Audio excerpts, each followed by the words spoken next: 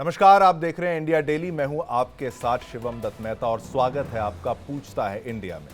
Film director और actor Anurag Kashyap अपने बयानों को लेकर हमेशा से सुर्खियों में बने रहते हैं।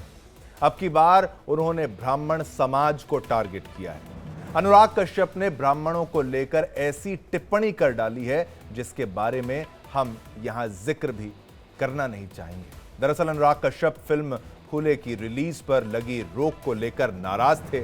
इसके लिए उन्होंने सोशल मीडिया पर पोस्ट भी शेयर किया था, लेकिन अब उन्होंने एक जाति विशेष को लेकर अभद्र भाषा, अभद्र टिप्पणी का इस्तेमाल किया है।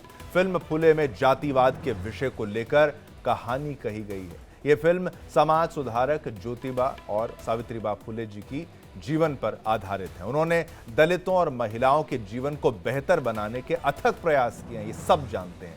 इनकी शिक्षा पर जोर दिया गया, बच्चियों के, लड़कियों के। इस फिल्म में सेंसर बोर्ड ने कोई बदलाव करने को कहा, कई बदलाव करने की बात कही। इस बात से ही अनुराग नाराज नजर आ गए। फिल्म समाज का दर्पण होता है। अगर सेंसर बोर्ड फिल्म में कुछ बदलाव चाहता है तो अनुराग कश्यप अपनी बात बोर्ड के सामने रख सकते थे, लेकिन अनुराग कश्यप जैसे निर्देशक की ओर से जातिवादी टिप्पणी को किसी भी रूप में सही नहीं ठहराया जा सकता। किसी के द्वारा भी ऐसा कुछ कहा जाए तो उसको स्वीकार नहीं किया जा सकता, और खास तौर पर जब आप एक पब्लिक फिगर बन जाए, आप एक पर्सनालिटी बन जाए। अनुराग कश्यप के खिलाफ हेट स्पीच को लेकर सनातन सेना फाउंडेशन और बॉम्बे हाईकोर्ट के एडवोकेट आशीष राय और पंकज मिश्रा ने शिकायत दर्ज कराई है। अनुराग कश्यप द्वारा जो टिप्पणी की गई जो है ब्राह्मणों के ऊपर जो है, ये बहुत ही निंदनीय है, जिसका कैद बॉलीवुड में खत्म हो चुका है। एक पब्लिसिटी स्टैंड के लिए, पब्लिसिटी पाने के लिए वो ब्राह्मणों के ऊपर इतना अशब्द जो है टिप्पणी करता है। अनुराग कश्यप, तुम्हारा समय खत्म हो गया है, तुम गलती से मिलना मत। और सनातन सेना के किसी कार्यकर्ता से तुम गलती टकरा गए ना, तो तुम्हारा हश्र वो होगा तुम सोच नहीं सकते।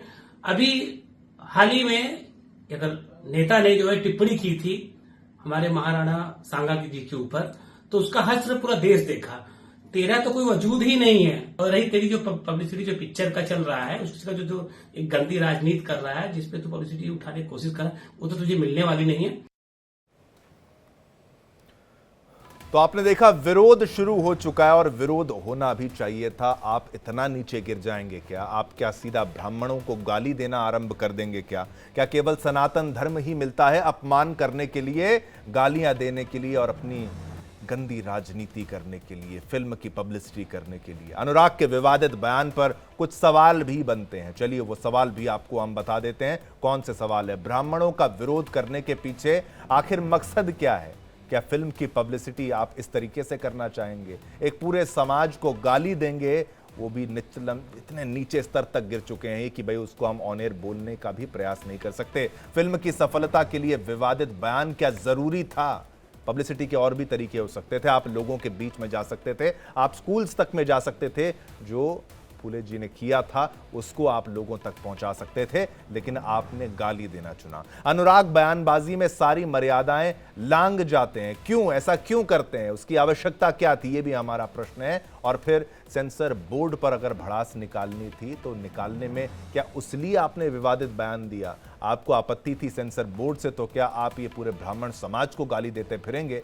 ये हमारा प्रश्न आप सभी से, और आज का मुद्दा भी यही है। हालांकि पुलिस में देखिए, पुलिस में शिकायत दर्ज होने के बाद अनुराग कश्यप ने अपनी टिप्पणी को लेकर सफाई पेश करते हुए एक अजीब तरीके से माफी मांगी है। हालांकि उन्होंने साफ कहा, मैं अपने बयान को वापस नहीं लूंगा, लेकिन विशेष टिप्पणी के लिए किसी की भावनाएं आहत हुई हैं, उसके लिए मैं माफी मांगता हूं। अनुराग कश्यप को एक संजीदा फिल्म निर्माता, निर्देशक माना जाता है, लेकिन लगता है उनकी सफलता का आधार सिर्फ विवाद पैदा करना है। ऐसे में अब की बार ब्राह्मणों पर अभद्र टिप्पणी कर अनुराग कश्यप क्या बताना चाहते हैं और क्या दिखाना चाहते हैं,